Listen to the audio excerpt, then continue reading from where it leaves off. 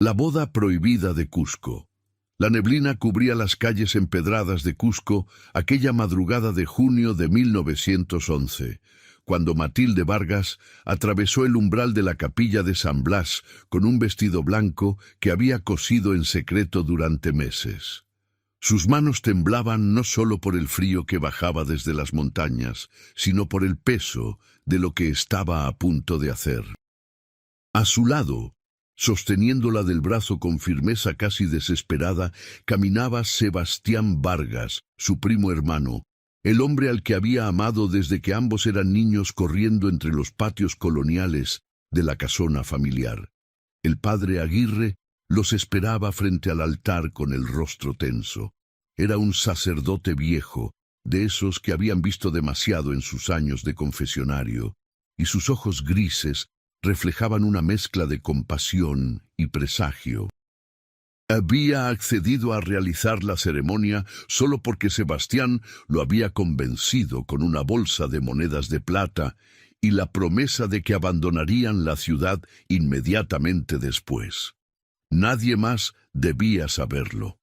Las familias importantes de Cusco no perdonaban ese tipo de uniones, consideradas una mancha en el linaje, una afrenta a Dios y a las buenas costumbres que regían la sociedad andina. Antes de continuar, quiero pedirte algo.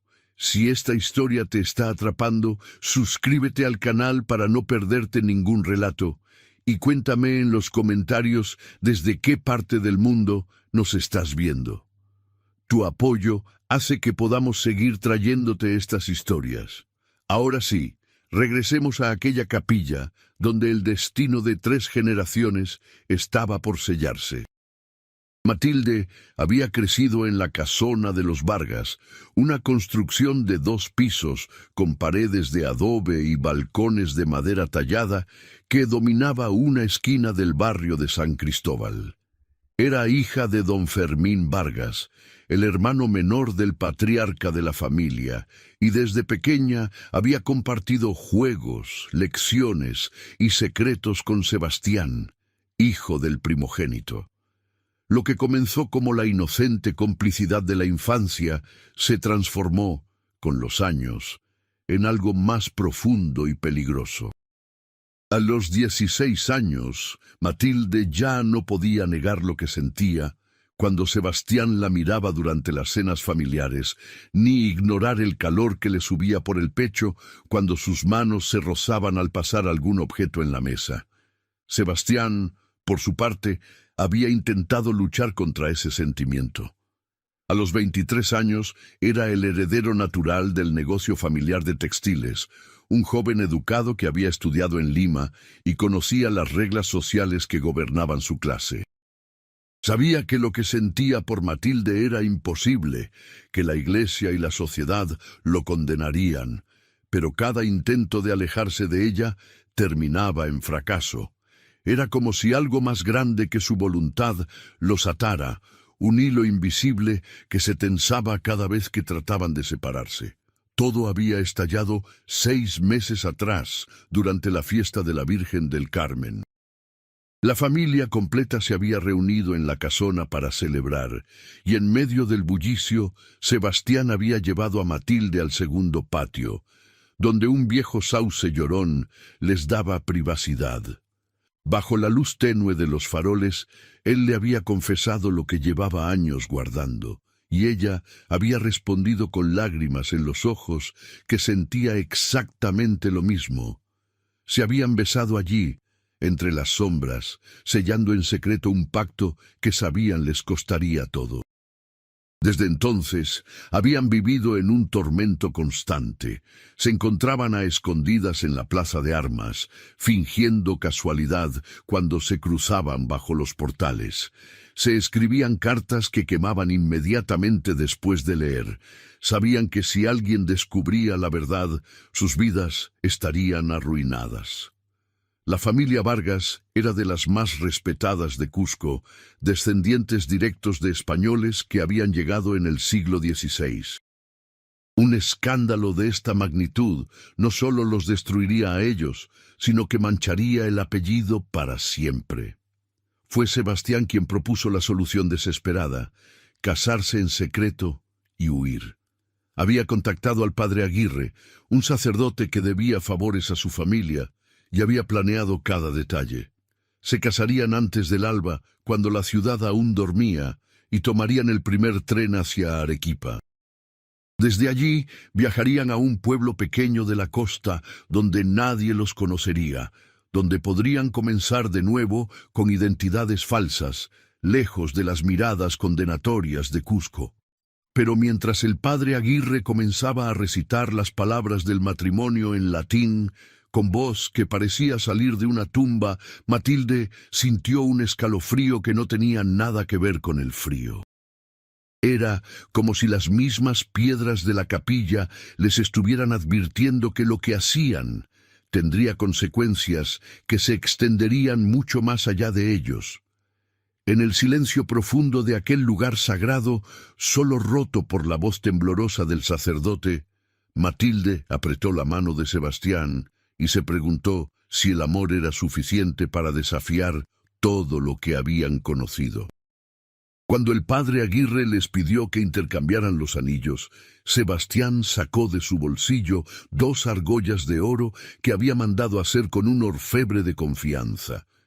No llevaban inscripciones, no había fecha ni nombres grabados, solo metal puro y simple.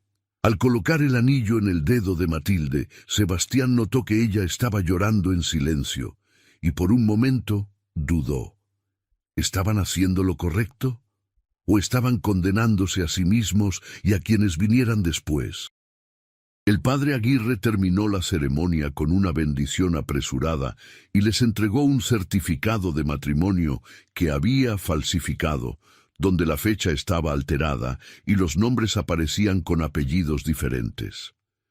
Les dijo que guardaran ese papel como si fuera su vida misma, porque si alguien en Cusco descubría la verdad sobre su matrimonio entre primos hermanos, no solo enfrentarían el rechazo social, sino posiblemente acciones legales. En aquellos tiempos, tales uniones podían ser anuladas y los involucrados excomulgados.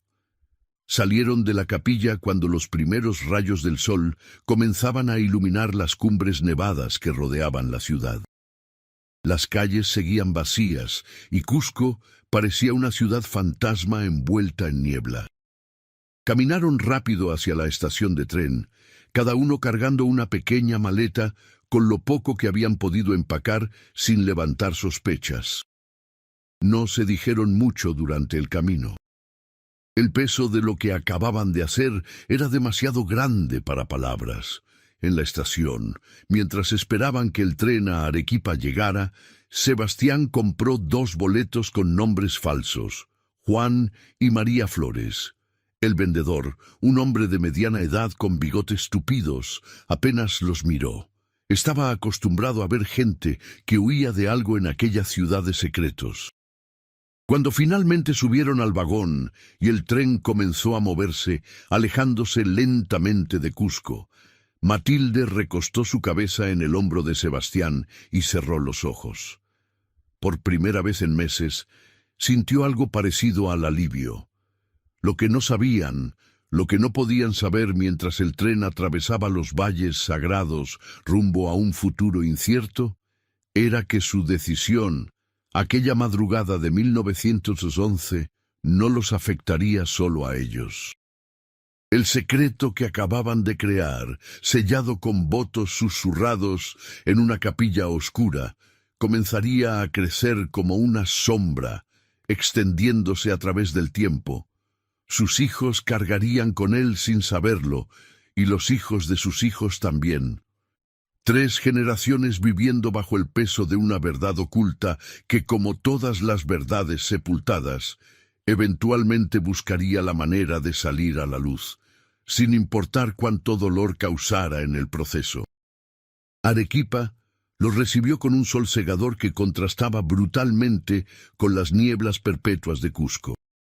Era una ciudad blanca, construida con sillar volcánico, donde todo parecía más expuesto, más visible bajo ese cielo despejado que no perdonaba secretos.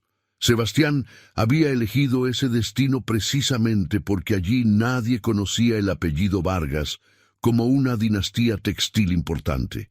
En Arequipa podían ser simplemente Juan y María Flores, una pareja joven que llegaba buscando oportunidades. Alquilaron una habitación modesta en el barrio de Yanaguara, en una casa de familia que aceptaba inquilinos sin hacer demasiadas preguntas. La dueña, doña Carmela, era una viuda de unos 60 años que había visto suficiente vida como para saber cuándo la gente huía de algo, pero tenía la sabiduría de no preguntar.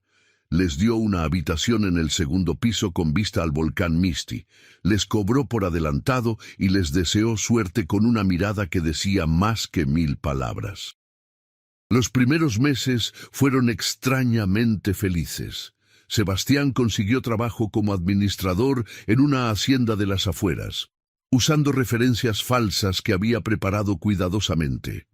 Matilde se dedicó a coser ropa para las señoras del barrio, utilizando las habilidades que había aprendido en su infancia cusqueña. Vivían con poco, pero por primera vez podían tocarse libremente, caminar juntos por las calles sin miedo, dormir abrazados sin que nadie los juzgara. Era una libertad embriagadora, casi irreal, pero la felicidad tiene fecha de caducidad cuando está construida sobre mentiras. En marzo de 1912, Matilde descubrió que estaba embarazada. La noticia los llenó de una alegría mezclada con terror. Iban a tener un hijo, una nueva vida que nacería de su amor prohibido, pero también una nueva persona que cargaría en su sangre el secreto de su origen. Sebastián se preguntaba por las noches, mientras sentía el vientre de Matilde crecer bajo su mano, qué implicaciones tendría para ese niño ser fruto de una unión entre primos hermanos. Había escuchado historias, rumores sobre deformidades y enfermedades en los hijos de tales matrimonios, aunque no sabía qué era verdad y qué era superstición. El niño nació en noviembre de 1912, en medio de una tormenta eléctrica que iluminó el cielo de Arequipa con destellos violetas. Fue un parto difícil que duró casi 20 horas. Matilde gritó tanto que doña Carmela tuvo que poner trapos en las ventanas para amortiguar el sonido y no alarmar a los vecinos. Cuando finalmente el bebé emergió, pequeño y arrugado, con los pulmones llenos de vida que anunciaban con su llanto, Sebastián lo tomó en sus brazos y sintió algo que nunca antes había experimentado. Un amor tan intenso que dolía físicamente en el pecho, mezclado con un miedo abrumador de no ser capaz de protegerlo. Le pusieron Andrés, un nombre simple que no llamara la atención. Andrés Flores, según los documentos que Sebastián falsificó con ayuda de un escribano corrupto. El niño parecía saludable, con todos sus dedos y dedos de los pies, sin señales evidentes de ningún problema.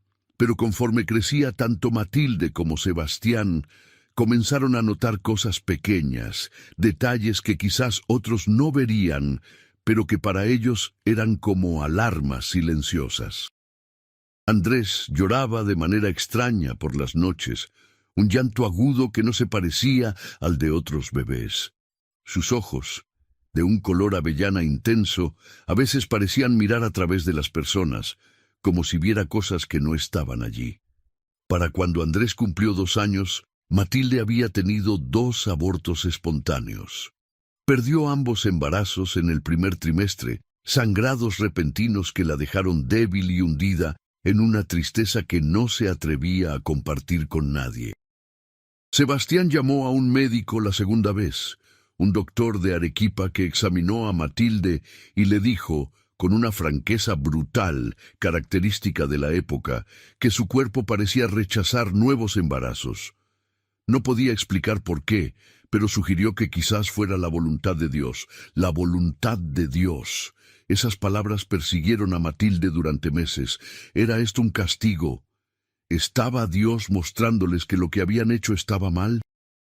Por las noches, cuando Sebastián dormía y Andrés también, Ella se arrodillaba frente a una pequeña imagen de la Virgen que había traído de Cusco y rezaba en silencio, pidiendo perdón por un pecado que no se sentía capaz de arrepentirse realmente. Porque a pesar de todo, a pesar del miedo y la culpa, seguía amando a Sebastián con la misma intensidad del primer día. Sebastián, por su parte, comenzó a beber. No mucho al principio, solo un vaso de pisco en las noches para calmar los nervios. Pero gradualmente, conforme el peso de la situación se volvía más pesado, el vaso se convirtió en 2, luego en 3. Llegaba a casa tarde, con el aliento dulzón del alcohol y los ojos vidriosos, y Matilde no decía nada porque sabía que él también estaba sufriendo a su manera. A veces lo escuchaba hablar en sueños, llamando a su madre, pidiendo perdón en quechua, el idioma que había aprendido de niño de las empleadas de la casona en Cusco. Mientras tanto, en Cusco, la familia Vargas había armado un escándalo monumental. La desaparición simultánea de Sebastián y Matilde había levantado sospechas inmediatas. Don Aurelio Vargas, el padre de Sebastián, había contratado investigadores privados que los buscaron por todo el sur del Perú. Pusieron anuncios en los periódicos de Lima, Arequipa y Puno, ofreciendo recompensas por información. La familia asumía lo peor: un secuestro, un crimen, quizás algo relacionado con los bandoleros que aún operaban en los caminos rurales. Nunca se les ocurrió la verdad. La idea de que 2 miembros de la familia Vargas, primos hermanos, hubieran huido juntos para casarse era tan escandalosa, tan impensable, que nadie la consideró seriamente. Hubo rumores, por supuesto. En una ciudad como Cusco, donde todos se conocían y los chismes viajaban más rápido que el viento que bajaba de las montañas, siempre hay alguien que nota cosas. Una empleada comentó que había visto a Sebastián y Matilde hablando muy juntos en el patio la noche antes de desaparecer. Un vecino mencionó que los había visto caminando juntos hacia San Blas en la madrugada. Pero nadie le creyó, porque el hombre tenía fama de borracho. El padre Aguirre, el sacerdote que los había casado, murió 3 meses después de la ceremonia secreta. Un ataque al corazón repentino que lo dejó tieso en medio de la misa del domingo. Se llevó el secreto a la tumba, y con él desapareció la única evidencia directa de lo que había ocurrido aquella madrugada en la capilla de San Blas. El certificado de matrimonio falsificado que había entregado a los jóvenes era el único registro que existía, y estaba escondido en el fondo de la maleta de Sebastián, envuelto en un pedazo de tela negra como si fuera una reliquia maldita. Con el paso de los años, la familia Vargas eventualmente dejó de buscar. Don Aurelio nunca se recuperó completamente de la pérdida de su hijo. Se volvió un hombre amargado que pasaba sus días encerrado en el estudio de la casona, bebiendo brandy importado y maldiciendo un destino que no entendía. Su esposa, doña Micaela, encendía velas por Sebastián cada domingo en la catedral, rezando por su alma, convencida de que algo terrible le había sucedido y que nunca sabría la verdad. En Arequipa, Andrés crecía. A los 5 años, era un niño delgado y nervioso, con una inteligencia aguda, pero una personalidad inquieta que preocupaba a sus padres.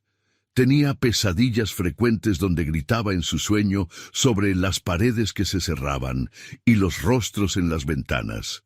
Matilde lo acunaba durante horas, cantándole las canciones de cuna en quechua que recordaba de su infancia, tratando de calmar un terror que no podía entender ni explicar. Sebastián, ahora conocido permanentemente como Juan Flores, había ascendido en su trabajo. Era respetado en la hacienda como un administrador honesto y eficiente, aunque todos notaban que había algo distante en él, como si una parte de su mente siempre estuviera en otro lugar. Nunca hablaba de su pasado, y cuando alguien preguntaba de dónde venía, respondía vagamente que era de un pueblo pequeño cerca del lago Titicaca. Con los años, había perfeccionado la mentira hasta el punto de casi creerla él mismo. Pero las mentiras, por más perfectas que parezcan, siempre tienen grietas.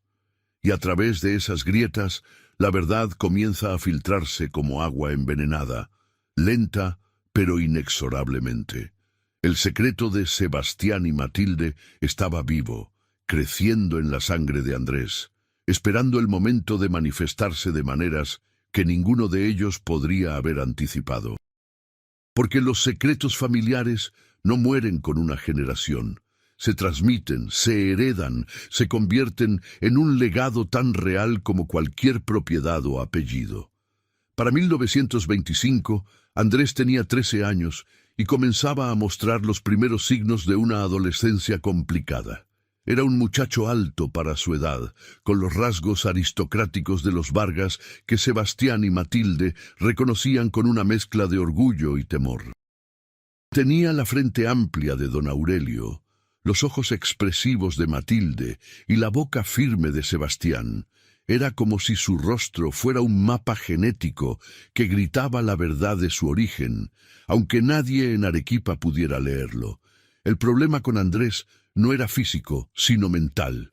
Sufría de lo que en aquella época llamaban melancolía nerviosa, episodios de depresión profunda que lo dejaban postrado en cama durante días, incapaz de comer o hablar.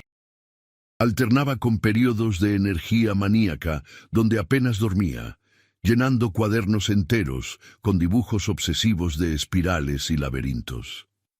Matilde lo llevó a varios médicos en Arequipa, pero ninguno pudo ofrecer un diagnóstico claro. Uno sugirió que era debilidad de carácter, otro habló de exceso de bilis negra, un tercero recomendó baños fríos y ejercicio vigoroso. Lo que ningún médico sabía, porque ni Sebastián ni Matilde se atrevían a mencionarlo, era la verdadera naturaleza de su parentesco. En aquellos años, la ciencia médica apenas comenzaba a entender las implicaciones genéticas de la consanguinidad. Mendel había publicado sus trabajos sobre herencia, pero ese conocimiento todavía no había llegado a las consultas médicas del Perú provincial. Los doctores veían a Andrés como un caso individual, sin contexto, sin historia. Sebastián, atormentado por la culpa, comenzó a leer todo lo que podía encontrar sobre herencia y enfermedades mentales. Conseguía revistas médicas de Lima, libros importados de Europa cuando podía pagarlos. Aprendió sobre recesividad, sobre cómo los rasgos ocultos podían manifestarse cuando dos personas de la misma sangre se unían. Cada nuevo conocimiento era como un clavo más en su conciencia. ¿Había condenado a su hijo con su egoísmo? ¿Era el sufrimiento de Andrés el precio de su amor prohibido? Una noche de julio de 1925, durante una de sus crisis, Andrés le preguntó a su madre algo que los heló a ambos. Estaban solos en la habitación, Matilde cambiándole los paños fríos en la frente mientras él deliraba con fiebre. De repente, Andrés abrió los ojos y la miró con una claridad perturbadora. «Mamá, ¿por qué papá y tú tienen el mismo apellido de verdad?» Matilde sintió que el mundo se detenía. Su mano se quedó paralizada sobre la frente de Andrés. «¿Qué estás diciendo, hijo? Estás delirando por la fiebre». «Los escuché una noche, hace años. Papá lloraba y repetía, Vargas, Vargas, los Vargas de Cusco, y tú le decías que era culpa de ambos, que ambos eran Vargas».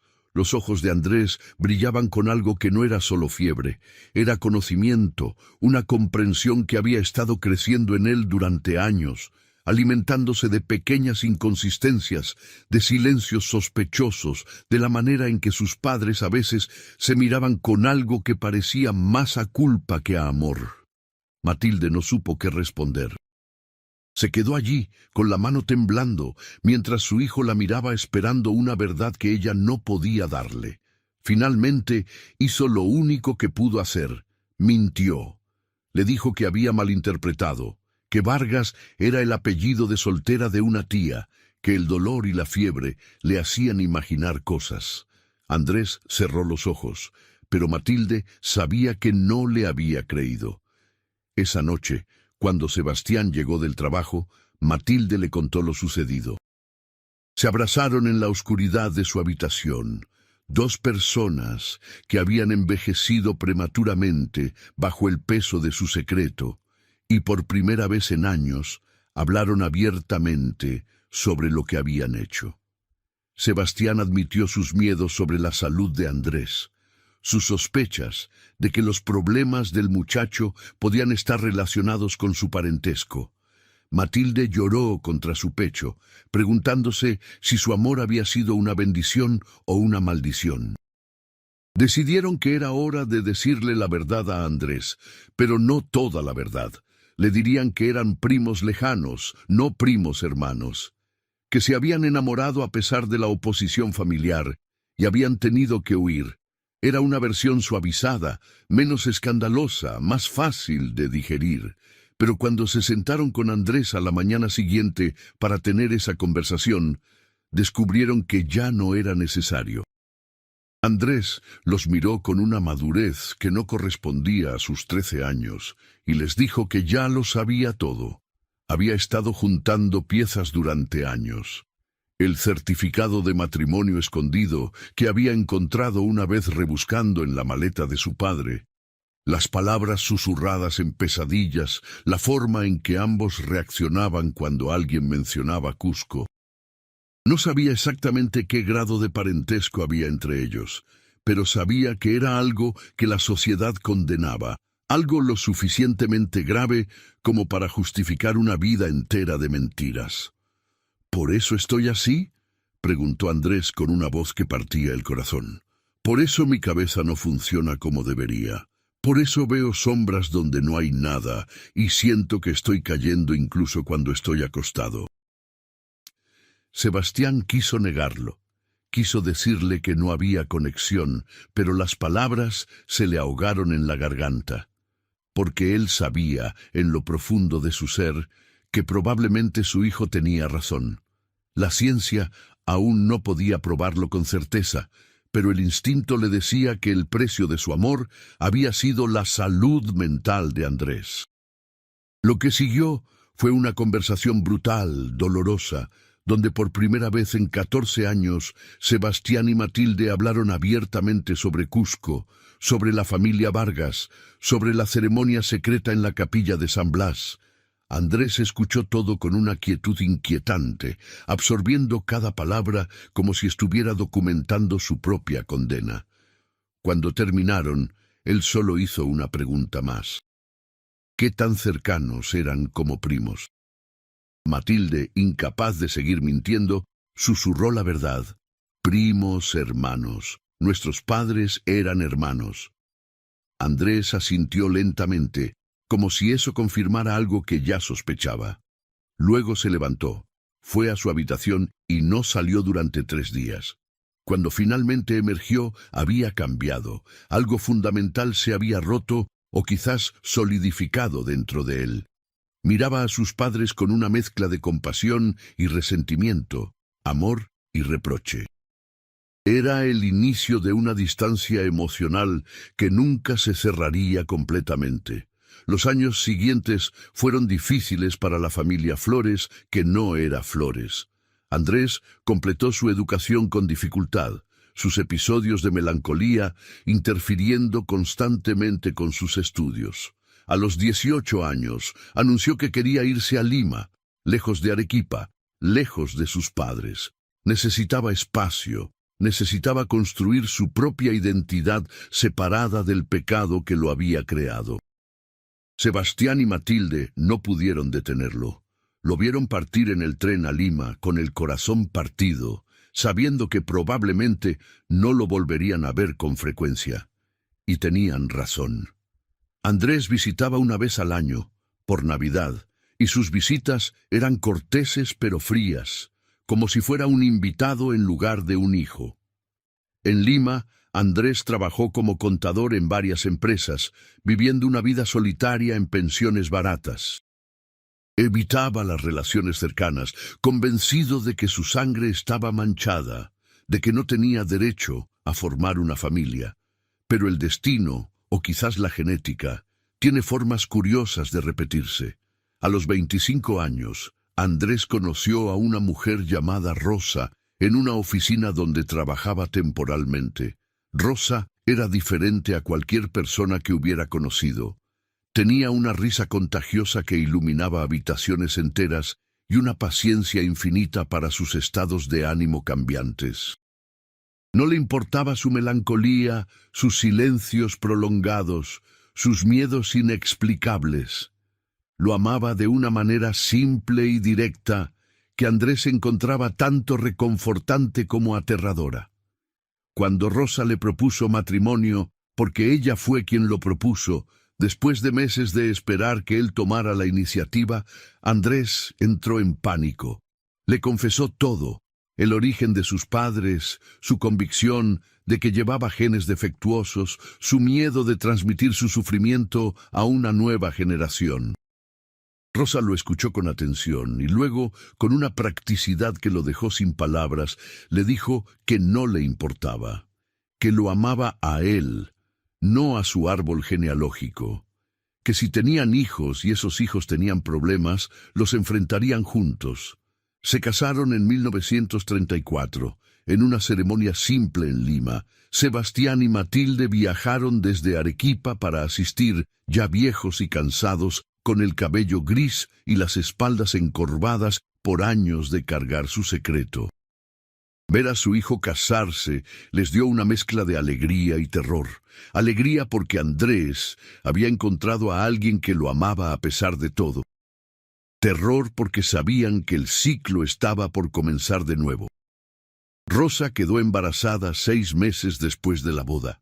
El embarazo fue difícil, con complicaciones constantes que la mantuvieron en cama durante el último trimestre. Andrés pasó esos meses en un estado de ansiedad perpetua, convencido de que algo terrible iba a pasar, de que el castigo de sus padres se manifestaría en su hijo. Cada vez que Rosa sentía dolor, él corría a buscar al doctor, cierto de que el bebé nacería con alguna deformidad horrible, alguna marca física de su linaje manchado. Pero cuando finalmente nació la niña, en marzo de 1935, parecía perfectamente normal.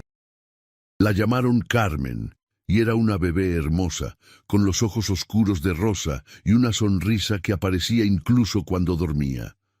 Andrés la sostuvo en sus brazos y sintió algo que no había experimentado en años: esperanza. Quizás, pensó, el castigo se detendría con él.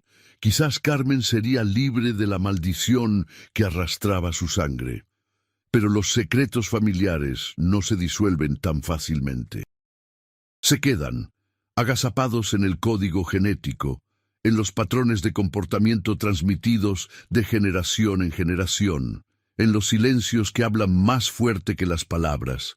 Y Carmen, como descubriría años después, llevaba en su sangre no solo los genes de sus antepasados, sino también el peso de una verdad que aún no conocía, una verdad que la estaba esperando como una bomba de tiempo enterrada en lo más profundo de su identidad. Carmen creció en un apartamento pequeño del centro de Lima, rodeada del bullicio constante de la ciudad capital. Era una niña vivaz, alegre, que contrastaba dramáticamente con la melancolía de su padre. Rosa solía decir que Carmen había sacado lo mejor de ambos, la inteligencia de Andrés y su propia energía vital. Pero conforme la niña crecía, comenzaban a aparecer señales preocupantes que Andrés reconocía con un terror que no se atrevía a compartir con nadie. A los 5 años, Carmen comenzó a tener pesadillas recurrentes sobre una casa grande de piedra con balcones de madera donde las paredes lloraban. Describía con una precisión inquietante para su edad, detalles arquitectónicos que correspondían exactamente a la casona de los Vargas en Cusco, un lugar que nunca había visitado y del que nadie le había hablado. Cuando Andrés le preguntaba cómo conocía esa casa, Carmen se encogía de hombros y decía que la veía en sus sueños, que a veces sentía que había vivido allí en otra vida.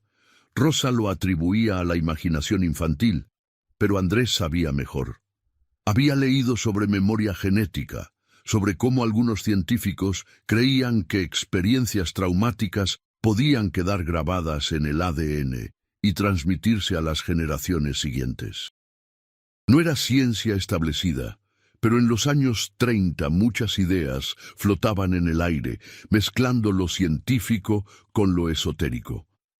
Andrés se preguntaba si Carmen estaba de alguna manera accediendo a los recuerdos de sus abuelos, a las imágenes de Cusco que Sebastián y Matilde debían haber transmitido inconscientemente.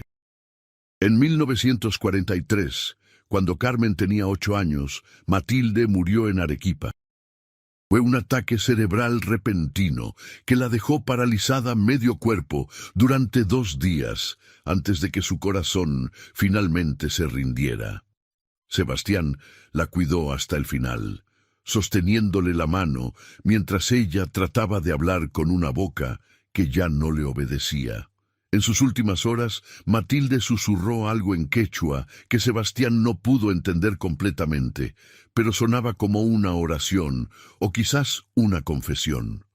Andrés viajó a Arequipa para el funeral con Carmen. Fue la primera vez que la niña conoció a su abuelo Sebastián, ahora convertido en un anciano encorvado de 72 años que parecía haberse vaciado con la muerte de su esposa.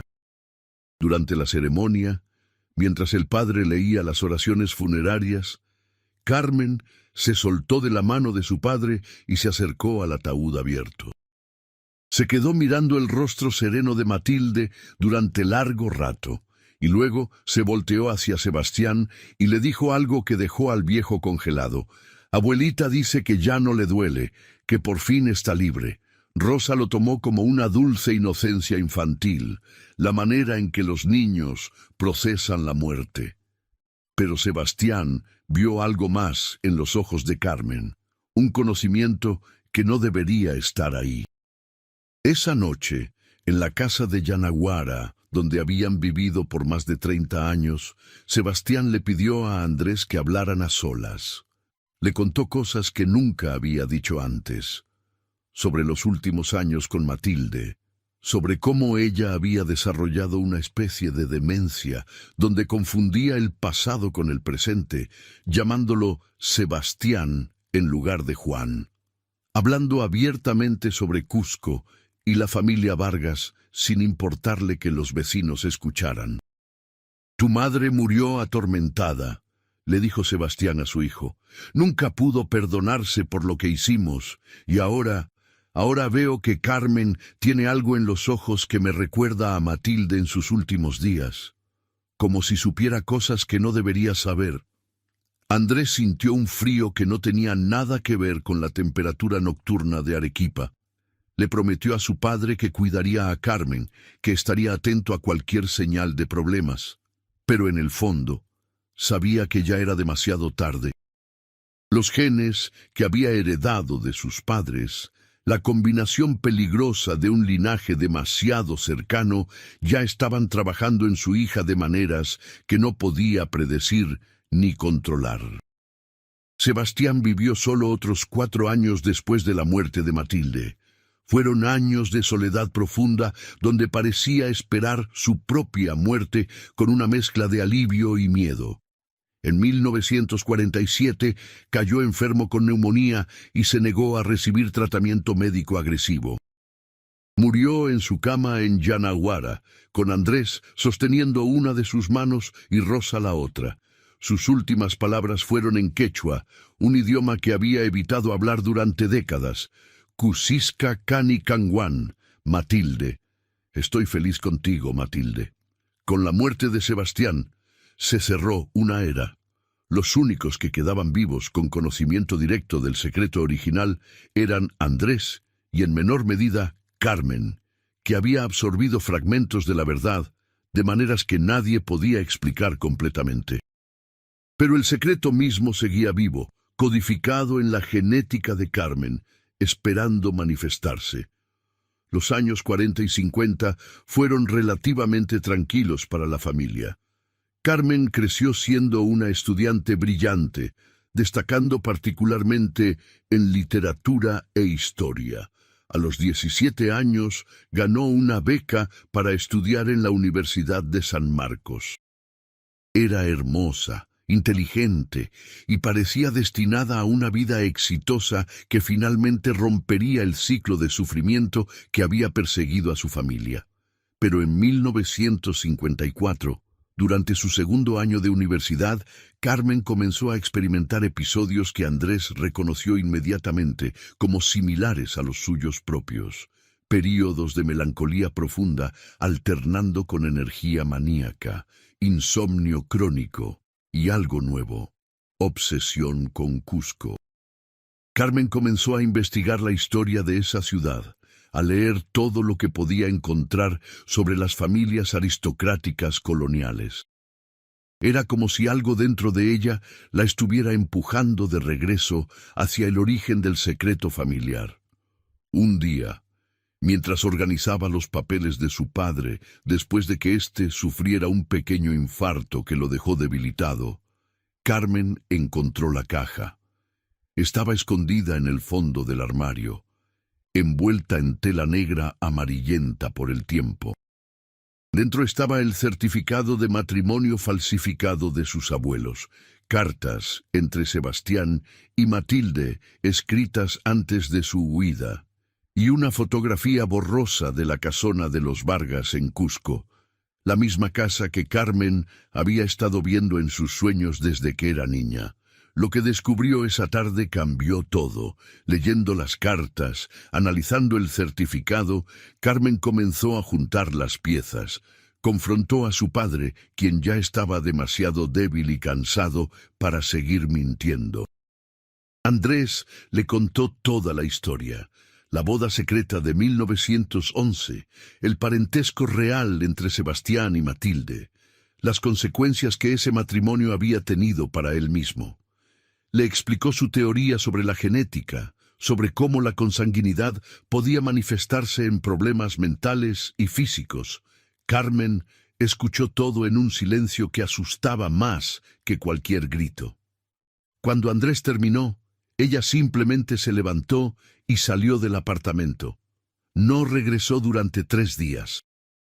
Rosa estaba frenética, pero Andrés sabía que su hija necesitaba tiempo para procesar una verdad que reformulaba completamente su comprensión de sí misma. Cuando Carmen finalmente volvió, había tomado una decisión. Iría a Cusco. Encontraría a la familia Vargas. Descubriría qué había quedado de ellos después de tantas décadas. Necesitaba conocer sus raíces reales, entender de dónde venía, aunque eso significara abrir heridas que nunca habían sanado completamente. Andrés trató de disuadirla, argumentando que remover el pasado solo traería más dolor, pero Carmen era terca, una característica que había heredado directamente de Matilde. En julio de 1955, Carmen viajó a Cusco por primera vez en su vida, aunque en sus sueños había estado allí 1000 veces. La ciudad la recibió con esa neblina perpetua que parecía guardar secretos en cada rincón. Se hospedó en una pensión cerca de la plaza de armas y comenzó su investigación. No le tomó mucho encontrar a los Vargas. Seguían siendo una familia prominente, aunque menos que en su época de gloria. La casona en San Cristóbal todavía estaba en pie, ahora dividida en varios apartamentos y habitada por descendientes de la familia original. Carmen, usando el apellido Flores y sin revelar su verdadera conexión, se presentó como una estudiante de historia interesada en las familias aristocráticas cusqueñas. Lo que descubrió durante las siguientes semanas fue tanto fascinante como perturbador. La familia Nunca había sabido la verdad sobre Sebastián y Matilde. La desaparición seguía siendo un misterio sin resolver, una tragedia familiar de la que los viejos hablaban en voz baja. Don Aurelio había muerto en 1930, amargado y sin respuestas. Doña Micaela lo siguió 2 años después. Sus otros hijos habían tenido familias propias y ahora había una nueva generación de Vargas que conocía la historia de los primos desaparecidos solo como una leyenda familiar, algo que había sucedido hacía mucho tiempo. Carmen conoció a varios de estos Vargas contemporáneos. Eran sus primos, aunque ellos no lo sabían. Compartió comidas con ellos, escuchó sus historias, vio en sus rostros ecos de sus propias facciones. Era una experiencia surrealista, estar tan cerca de su sangre real, pero separada por décadas de mentiras y secretos. Fue durante una de estas visitas que Carmen conoció a Ricardo. Era un Vargas de su misma edad, nieto de uno de los hermanos menores de Sebastián. Alto, de ojos inteligentes, con una sonrisa que la hacía sentir cosas que no había experimentado antes. Comenzaron a pasar tiempo juntos, con Ricardo mostrándole la ciudad, llevándola a lugares históricos, compartiendo con ella la historia de Cusco que conocía desde niño. Carmen sabía que estaba jugando con fuego. Sabía que desarrollar sentimientos por Ricardo era exactamente lo que no debía hacer, considerando que eran primos segundos sin que él lo supiera. Pero había algo inevitable en la atracción que sentía, como si la historia estuviera repitiéndose, como si los genes Vargas buscaran reconectarse a pesar de todo. Una noche, mientras caminaban por las calles empedradas cerca de San Blas, Ricardo le confesó que se estaba enamorando de ella. Carmen sintió que el mundo se dividía en dos. Una parte de ella quería corresponder, quería permitirse ese amor que se sentía tan real y verdadero. Otra parte sabía que tenía que detener esto antes de que fuera demasiado tarde, antes de que el ciclo comenzara de nuevo. Le dijo que no podían estar juntos, pero sin poder darle una razón real. Ricardo se sintió confundido, herido, y Carmen huyó de Cusco al día siguiente, dejando atrás preguntas sin responder y un corazón roto, tanto el de él como el suyo propio. Regresó a Lima transformada. Había visto con sus propios ojos cómo el secreto de sus abuelos seguía teniendo poder, cómo seguía influyendo en las decisiones de la tercera generación. Y tomó una decisión drástica. Nunca se casaría, nunca tendría hijos. El linaje Vargas terminaría con ella. No permitiría que una cuarta generación cargara con la maldición genética que fluía por sus venas. Andrés, cuando se enteró de la decisión de su hija, sintió una mezcla de alivio y tristeza. Alivio porque quizás Carmen tenía razón. Quizás era mejor dejar que el linaje se extinguiera. Tristeza porque eso significaba admitir que el amor de sus padres había sido, en última instancia, destructivo. Que el precio del amor prohibido era la extinción de todo lo que vino después. Los años siguientes fueron difíciles para Carmen. Completó sus estudios universitarios, pero las secuelas emocionales de su viaje a Cusco la perseguían. Los episodios de melancolía se intensificaron y comenzó a desarrollar también ansiedad severa. Las pesadillas sobre la casona de piedra se hicieron más frecuentes y más vívidas, a veces tan reales que se despertaba sin saber si estaba en Lima o Cusco, si era Carmen Flores o una de sus antepasadas. En 1958, 3 años después de su viaje a Cusco, Carmen comenzó un tratamiento con el doctor Julio Vargas Llosa, un psiquiatra joven que estaba introduciendo en Lima las nuevas técnicas de psicoterapia que venían de Europa. El nombre del doctor la hizo vacilar al principio, otro Vargas, aunque sin relación con la familia cusqueña, pero eventualmente decidió que quizás era una señal de que necesitaba enfrentar sus demonios de frente. Las sesiones con el doctor Vargas Llosa fueron reveladoras y dolorosas. Por primera vez, Carmen habló abiertamente sobre la historia de su familia, sobre el secreto que había definido 3 generaciones. El doctor, un hombre de mente abierta, formado en conceptos freudianos, pero también con conocimientos de genética moderna, le ofreció una perspectiva diferente a la que Carmen había tenido.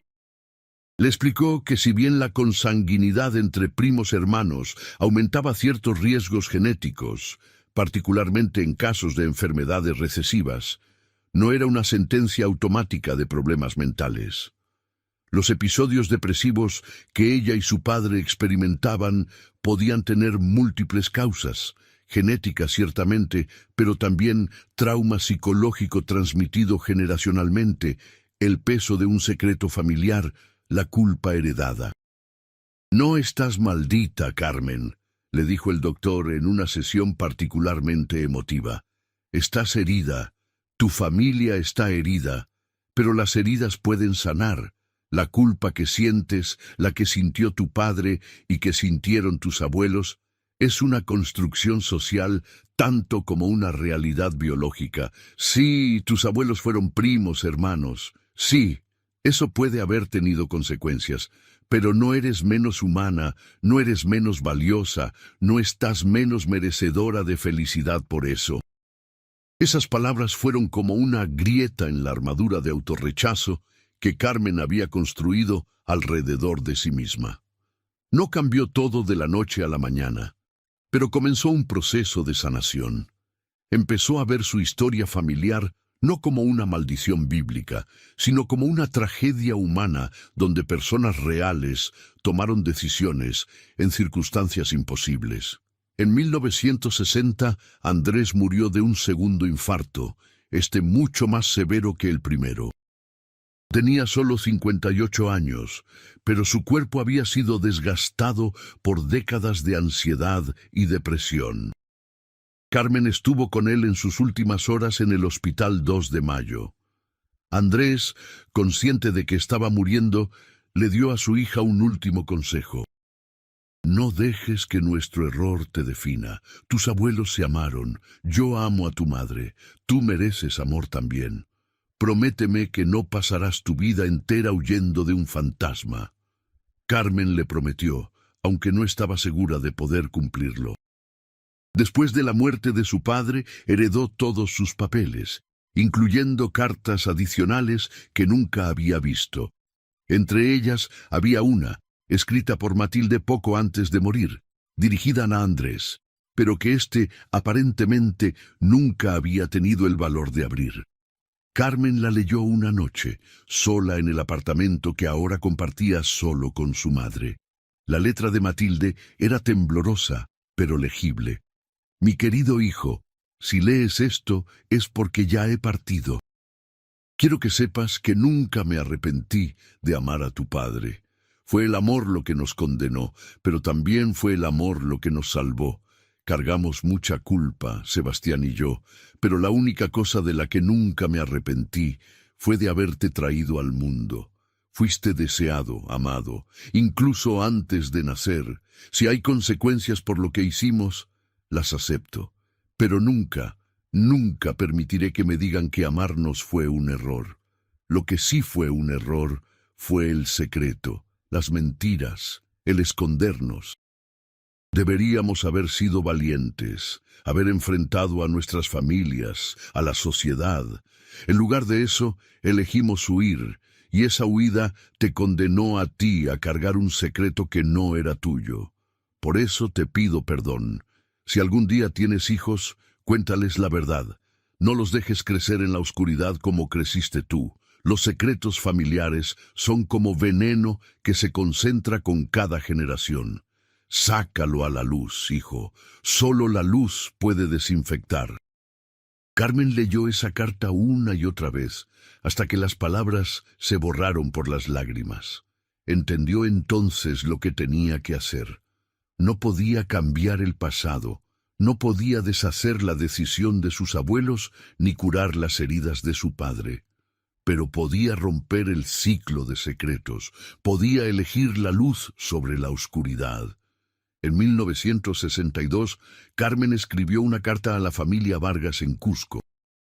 Les contó toda la historia: la boda secreta de 1911, la huida de Sebastián y Matilde, las décadas vividas bajo identidades falsas, su propia existencia como bisnieta de los Vargas. Fue una carta larga, detallada, con copias de documentos que probaban cada afirmación. La envió sin esperar respuesta, simplemente porque necesitaba sacar la verdad al aire después de 50 años de estar enterrada. La respuesta que eventualmente llegó fue mixta. Algunos miembros de la familia Vargas estaban escandalizados, se negaban a creer, consideraban la historia una afrenta. Otros estaban fascinados, querían saber más. Incluso expresaron compasión por lo que Sebastián y Matilde habían tenido que vivir. Hubo debate, división, ira, pero también hubo, eventualmente, algo parecido a la aceptación. Ricardo, el joven Vargas que Carmen había conocido años atrás, fue quien le escribió personalmente. Ahora estaba casado, con 2 hijos, pero recordaba a aquella joven misteriosa que había aparecido en Cusco y desaparecido tan abruptamente. Su carta era amable, comprensiva, y le ofrecía algo que Carmen nunca esperó: perdón en nombre de la familia. No puedes ser responsable de decisiones tomadas antes de que nacieras, escribió Ricardo. Y tus abuelos, aunque cometieron un acto que la sociedad condena, lo hicieron por amor. ¿Quiénes somos nosotros para juzgar el amor de otros, especialmente décadas después? Eres una Vargas tanto como cualquiera de nosotros. Si alguna vez quieres regresar a Cusco, serás bienvenida como familia. Esas palabras comenzaron a sanar algo en Carmen que había estado roto durante mucho tiempo. No resolvió todo. Los episodios depresivos continuaron.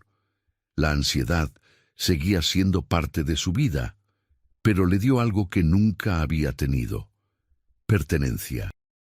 Ya no era solo Carmen Flores, la mujer con un secreto vergonzoso. Era Carmen Vargas Flores, descendiente de una historia complicada pero humana. En 1965, Carmen conoció a un profesor de antropología llamado Miguel Sánchez en la Universidad de San Marcos. Era un hombre tranquilo, reflexivo, que había dedicado su vida a estudiar las culturas andinas. Cuando Carmen, después de meses de conocerlo, finalmente le contó toda la historia de su familia, Miguel la escuchó sin juzgar y luego le dijo algo que cambió su perspectiva. En las culturas precolombinas, antes de que llegaran los españoles con sus reglas sobre consanguinidad, los matrimonios entre primos no eran inusuales. Los incas incluso practicaban matrimonios entre hermanos en la realeza. No te estoy diciendo que estuviera bien o mal, solo que las reglas sobre quién puede amar, a quién son construcciones culturales que cambian con el tiempo y el lugar. Tus abuelos nacieron en el momento equivocado, quizás. O quizás amarse nunca es el momento equivocado, solo las circunstancias. Carmen y Miguel se casaron en 1967. Fue una boda pequeña, con Rosa presente, ahora anciana, pero todavía con esa energía vital que la había caracterizado toda su vida, y algunos amigos cercanos. Carmen tenía 32 años y había pasado más de una década convencida de que nunca se casaría. Pero Miguel le había mostrado que era posible construir una vida a pesar del pasado, no huyendo de él, sino integrándolo como parte de su historia. La decisión de tener hijos fue más difícil.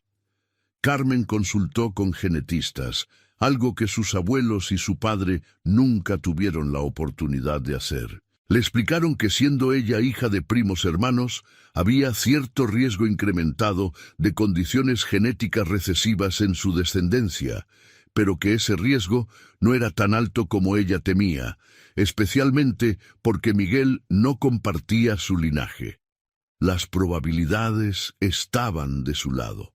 En 1968, Carmen dio a luz a una niña que llamaron Lucía. El embarazo fue vigilado meticulosamente, con más pruebas médicas de las que normalmente se requerían. Pero cuando Lucía nació, perfectamente sana, gritando con pulmones fuertes y mirando el mundo con ojos curiosos, Carmen sintió que un ciclo finalmente se había roto. Lucía creció escuchando la historia de su familia desde pequeña. Carmen había aprendido la lección de su abuela Matilde. Los secretos eran veneno. Así que le contó a su hija, de manera apropiada para su edad, sobre los bisabuelos que se habían amado cuando no debían, sobre las consecuencias de ese amor, sobre las 3 generaciones que habían cargado el peso de esa decisión. Lucía absorbió la historia con la naturalidad de los niños, sin el juicio moral que los adultos le atribuían. En 1973, cuando Lucía tenía 5 años, Carmen llevó a su familia a Cusco por primera vez. Visitaron la casona de los Vargas en San Cristóbal, ahora parcialmente restaurada como patrimonio histórico. Carmen se paró en el patio donde Sebastián y Matilde se habían besado por primera vez en 1910, donde habían sellado su destino prohibido. Sintió la presencia de sus abuelos allí, no como fantasmas atormentados, sino como recuerdos suaves, personas que habían vivido y amado y sufrido. La familia Vargas, que aún vivía en Cusco, recibió a Carmen, Miguel y Lucía con calidez genuina. Ya había pasado una década desde que Carmen había revelado el secreto, y el escándalo inicial había dado paso a una curiosidad histórica. Los Vargas mayores le mostraron álbumes de fotos antiguas donde aparecían don Aurelio y doña Micaela, los padres de Sebastián, que nunca supieron qué le había pasado a su hijo. «Se parecía a ti», le dijo una prima anciana a Carmen, señalando una fotografía amarillenta de Sebastián joven. «Los mismos ojos, la misma forma de la boca». «Los genes son fuertes en esta familia». Carmen sonrió, aceptando finalmente esa verdad sin vergüenza. Sí, los genes eran fuertes. Habían causado complicaciones, habían traído sufrimiento, pero también habían traído vida. Ella existía, porque 2 personas habían desafiado las reglas para amarse. Su hija existía porque ella había encontrado el valor de no dejar que el pasado dictara completamente su futuro. Esa noche, en el hotel en Cusco, Carmen escribió en su diario, algo que había comenzado por sugerencia del doctor Vargas Llosa años atrás, una reflexión que resumía lo que había aprendido. El amor de mis abuelos no fue una maldición, aunque tuvo consecuencias. Fue un acto humano, imperfecto, complicado, como todos los actos de amor verdadero. Lo que fue maldición fue el secreto, la vergüenza, la creencia de que éramos menos por nuestro origen. Eso termina conmigo. Mi hija crecerá sabiendo de dónde viene, sin vergüenza, y esa será mi victoria sobre el pasado. Rosa murió en 1975, a los 73 años, rodeada de su familia. En sus últimos días, compartió con Carmen recuerdos de Andrés, del joven nervioso y melancólico del que se había enamorado a pesar de todas sus complicaciones. «Nunca me arrepentí», le dijo a Carmen. «Tu padre fue difícil, sí, pero fue bueno, y me dio a ti. Eso fue suficiente». Miguel resultó ser un padre maravilloso y un esposo paciente. Entendía los días oscuros de Carmen, cuando la depresión la visitaba como una vieja conocida no invitada. No trataba de arreglarla, solo de acompañarla. Le enseñó a Lucía a hacer lo mismo, a entender que su madre no estaba rota, solo que cargaba una historia pesada que a veces necesitaba tiempo para procesar. En 1980, Carmen recibió una carta desde Cusco que la sorprendió profundamente.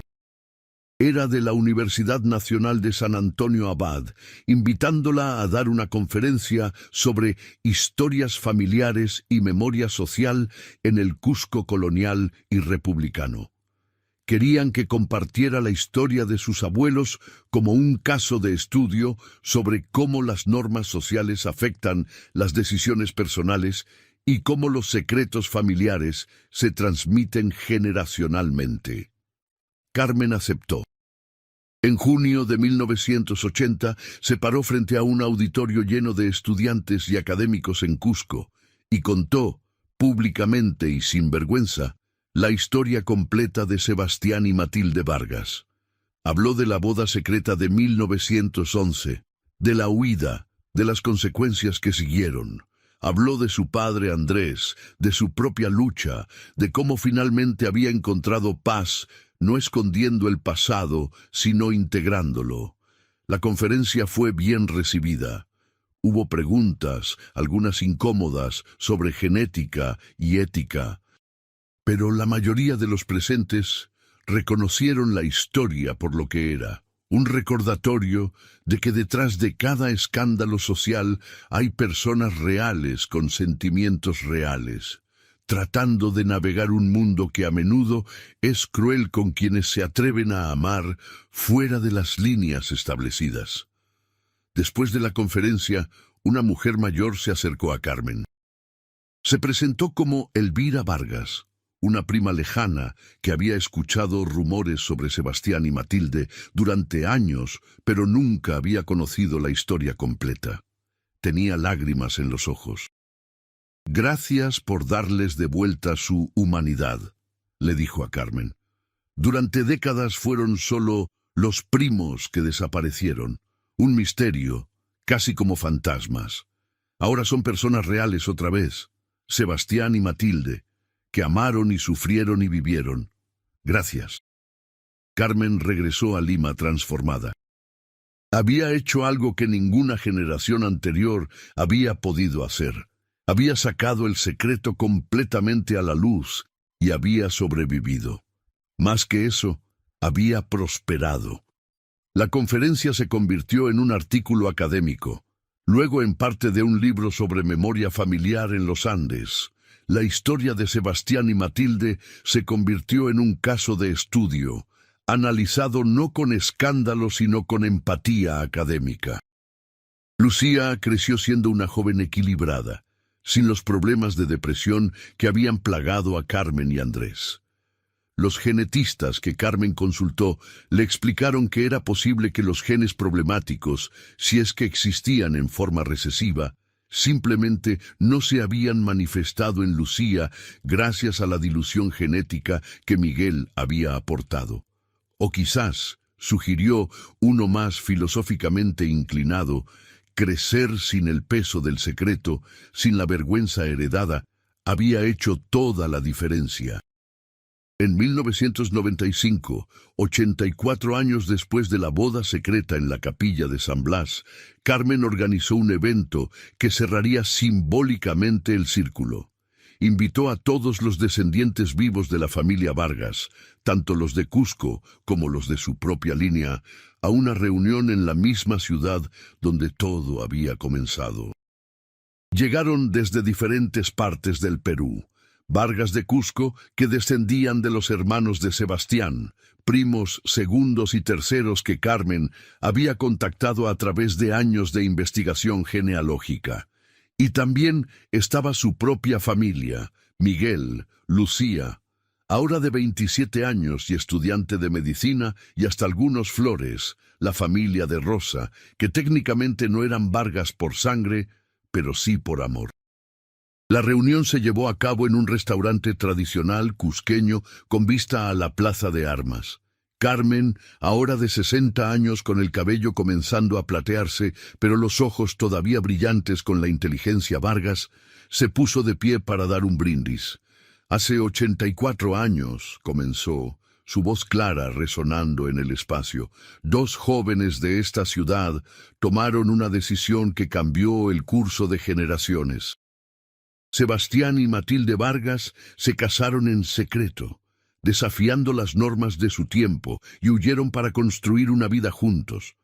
Esa decisión tuvo consecuencias: dolor, secretos, sufrimiento, que se extendió a través de décadas. Pero también tuvo otra consecuencia: vida. Mi padre existió porque ellos se amaron. Yo existo, mi hija existe, y todos nosotros de alguna manera estamos conectados por esa decisión tomada una madrugada de 1911. Hizo una pausa, mirando los rostros alrededor de la mesa. Vio en ellos los rasgos Vargas, los ojos expresivos, las frentes amplias, las bocas firmes. Su familia, fracturada por el escándalo, pero ahora reunida por la verdad. No estoy aquí para juzgar a mis abuelos, ni para defenderlos ni para condenarlos. Estoy aquí para reconocerlos como humanos que amaron en circunstancias imposibles, y para decir que el secreto, la vergüenza que cargamos durante 3 generaciones, termina hoy. Somos Vargas, todos nosotros. Y eso es algo de lo que estar orgullosos, no avergonzados. Levantó su copa de pisco sour, el trago tradicional peruano, por Sebastián y Matilde, que su amor, complicado y prohibido como fue, finalmente descanse en paz, y por nosotros, que elegimos la luz sobre la oscuridad, la verdad sobre el secreto. El brindis fue respondido por todos los presentes. Hubo lágrimas, abrazos, conversaciones que se extendieron hasta la madrugada. Primos que nunca se habían conocido intercambiaban historias, encontraban conexiones, descubrían que compartían no solo genes, sino también maneras de hablar, gestos, hasta sentidos del humor similares. Lucía conoció a varios Vargas de su generación, jóvenes profesionales que vivían en Cusco, Lima, incluso algunos que se habían mudado al extranjero. Con uno de ellos, un arquitecto llamado Daniel Vargas, sintió una conexión especial. Hablaron durante horas sobre historia familiar, sobre el peso de los apellidos, sobre cómo construir identidades propias cuando vienes de linajes complicados. Carmen observaba a su hija con una mezcla de alegría y nostalgia. Lucía tenía la libertad que ella había tenido que luchar para conseguir, la libertad de ser simplemente ella misma sin cargar el peso de secretos transgeneracionales. Esa era la verdadera victoria, pensó Carmen. No solo sanar su propia relación con el pasado, sino asegurarse de que su hija nunca tuviera que cargar esa carga. Al día siguiente, Carmen llevó a un grupo pequeño a la capilla de San Blas. Había investigado los archivos parroquiales años atrás y había confirmado que no existía registro oficial del matrimonio de Sebastián y Matilde. El padre Aguirre había cumplido su promesa de mantener el secreto. La capilla había sido renovada varias veces desde 1911, pero las piedras básicas eran las mismas, los muros que habían presenciado aquella ceremonia furtiva. Se pararon en silencio frente al altar. Carmen, Miguel, Lucía y varios Vargas de Cusco que habían querido acompañarlos. Carmen sacó de su bolso el certificado de matrimonio falsificado, el documento que había guardado durante décadas, amarillento y frágil, pero todavía legible. «Esto es lo único que queda físicamente de aquella madrugada», dijo Carmen, «un papel con nombres falsos y fecha alterada. Pero lo que representó, el amor de 2 personas que se atrevieron a desafiar todo, eso vive en cada uno de nosotros». Uno de los primos cusqueños, un hombre mayor llamado Augusto, que había conocido a algunos de los que recordaban a Sebastián y Matilde de niños, habló. «En mi familia siempre se contaba que Sebastián era brillante, que iba a ser el futuro de los Vargas. Y Matilde era descrita como la más bella de las primas. Todos los asumían muertos, víctimas de alguna tragedia. Saber que vivieron, que tuvieron una vida juntos aunque fuera difícil, que tuvieron un hijo y nietos, eso me da paz de una manera extraña». Carmen le entregó el certificado a Augusto. Creo que debería quedarse en Cusco, en los archivos familiares. Ya no es un secreto que hay que esconder. Es historia familiar que merece ser preservada. Esa tarde visitaron el cementerio de Arequipa, donde Sebastián y Matilde estaban enterrados. Carmen había mandado hacer una nueva lápida años atrás, reemplazando las que decían Juan Flores y María Flores, con sus nombres verdaderos. Sebastián Vargas, 1888-1947, y Matilde Vargas, 1890-1943. Y debajo, una inscripción simple: amaron cuando no debían, vivieron cuando no podían, descansen ahora en paz. De pie frente a las tumbas de sus abuelos que nunca conoció en vida, Carmen sintió una presencia que no podía explicar racionalmente. No era nada sobrenatural, solo una sensación de cierre, de haber completado un círculo que había estado abierto durante casi un siglo. Colocó flores en ambas tumbas, rosas rojas, porque el amor, sin importar cuán complicado, merecía ser honrado. «Lo logramos», susurró a las lápidas. «Sacamos la verdad a la luz. Ya no hay secretos. Pueden descansar ahora». Los años siguientes trajeron más sanación. Daniel, el arquitecto Vargas, que Lucía había conocido en la reunión familiar, se convirtió en su novio. Cuando finalmente se comprometieron en 1998, hubo un momento de tensión donde Carmen tuvo que verificar exactamente qué tan cercanos eran genéticamente. Resultó que Daniel descendía de un tío abuelo, lo que los hacía primos terceros, una distancia genética lo suficientemente lejana como para no presentar riesgos significativos. Lucía y Daniel se casaron en Cusco en 1999, en una ceremonia grande que unió nuevamente a las ramas dispersas de la familia Vargas. Fue una boda alegre, llena de música y baile, tan diferente de aquella ceremonia furtiva de 1911. Carmen bailó en la recepción con lágrimas de felicidad, sabiendo que su hija tenía lo que sus abuelos nunca tuvieron: la bendición de la familia, la luz del día, el derecho a amar sin esconderse. En 2001, Lucía dio a luz a mellizos, un niño y una niña, que llamaron Sebastián y Matilde, honrando finalmente y sin vergüenza a sus antepasados.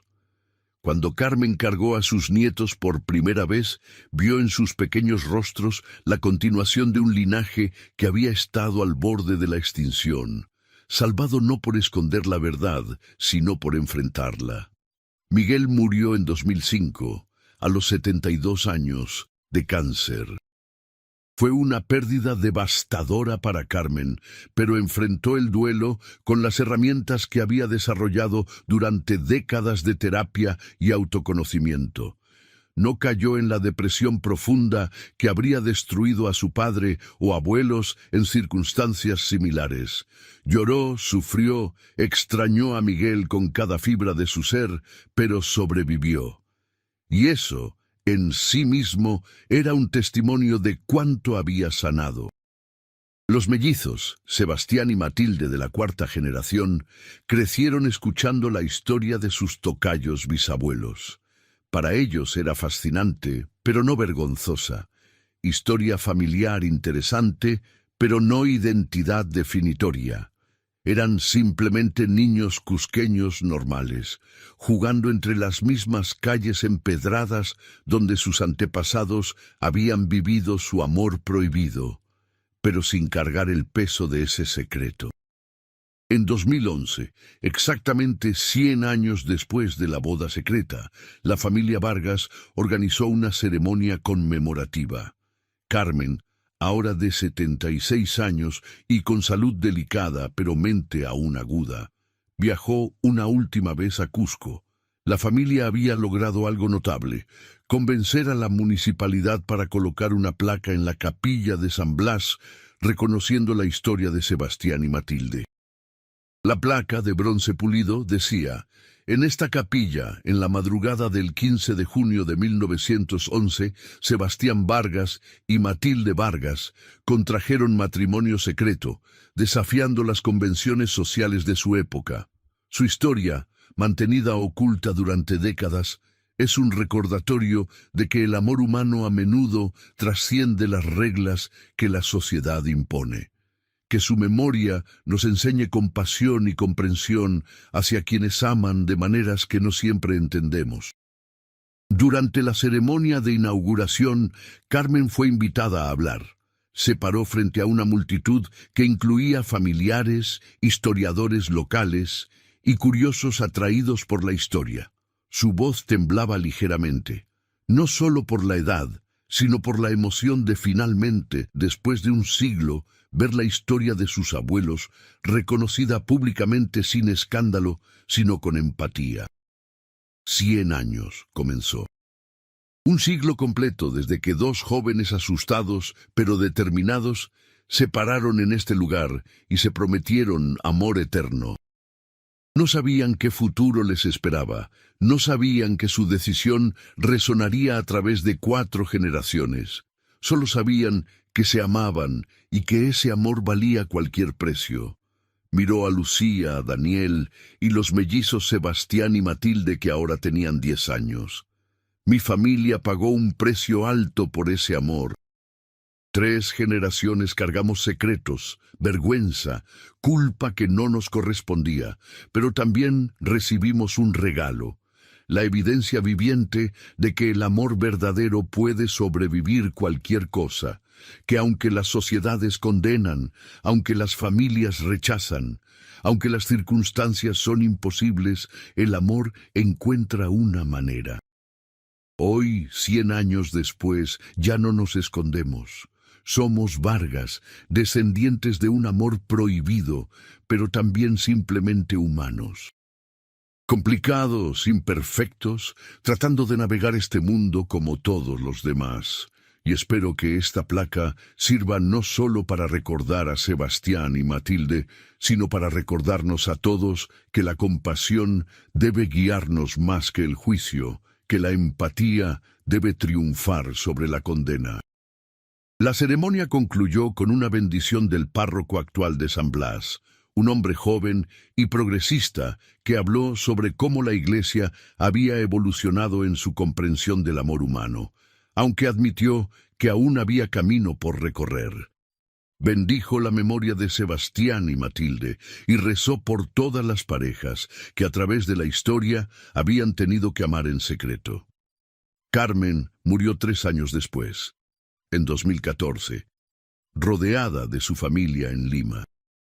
Tenía 79 años y había vivido una vida plena a pesar de, o quizás debido a, las complicaciones de su historia familiar. Sus últimas palabras fueron para Lucía: cuida la historia, enséñales a tus hijos, pero no dejes que los defina. Somos más que nuestro pasado. El legado de Carmen fue monumental. Había tomado un secreto familiar vergonzoso y lo había transformado en historia documentada. Escribió 2 libros sobre el tema, uno académico y otro más personal, que se usaban en cursos universitarios sobre memoria familiar y construcción de identidad.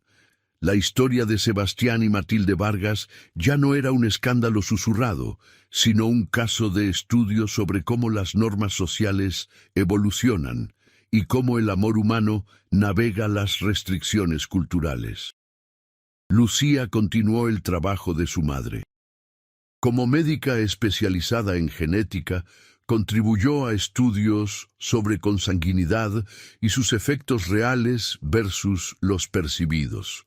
Sus investigaciones ayudaron a desmitificar muchas creencias populares, mostrando que mientras la consanguinidad entre primos hermanos sí aumenta ciertos riesgos genéticos, esos riesgos son menores de lo que el pánico social sugeriría. Los mellizos Sebastián y Matilde, creciendo en un Perú del siglo XXI, muy diferente al de sus antepasados, llevaban sus nombres con orgullo. Sebastián se convirtió en historiador, especializándose en historia social del Perú republicano. Matilde eligió el arte, pintando murales que contaban historias familiares, incluyendo una representación emotiva de la boda secreta de 1911 que ahora cuelga en el Museo Regional de Cusco. En 2025, 114 años después de la boda secreta, la historia de Sebastián y Matilde Vargas es parte del folclore cusqueño. Se cuenta en tours turísticos, se menciona en libros de historia local, se enseña en escuelas como ejemplo de cómo las sociedades cambian su comprensión de lo que es aceptable en relaciones humanas. La capilla de San Blas recibe visitantes que quieren ver el lugar donde se llevó a cabo aquella ceremonia prohibida. La familia Vargas ahora es grande y dispersa, con miembros en todo el Perú y el extranjero. Algunos llevan el apellido directamente, otros lo llevan como segundo apellido, algunos solo por conexión histórica, pero todos conocen la historia. Es parte de su identidad colectiva, no como vergüenza, sino como testimonio de la complejidad del amor humano. El secreto, que una vez amenazó con destruir a 3 generaciones, finalmente se convirtió en su salvación. Al ser sacado a la luz, al ser examinado sin juicio sino con empatía, perdió su poder destructivo. Se transformó de maldición en historia, de vergüenza en comprensión, de oscuridad en luz. Y en algún lugar, quizás en el viento que baja de las montañas y recorre las calles empedradas de Cusco, quizás en los genes que se transmiten de generación en generación, quizás simplemente en la memoria colectiva de una familia que aprendió a perdonarse a sí misma, Sebastián y Matilde Vargas finalmente descansan en paz, sabiendo que su amor, prohibido y complicado como fue, eventualmente fue entendido no como pecado, sino como lo que siempre había sido, simplemente amor.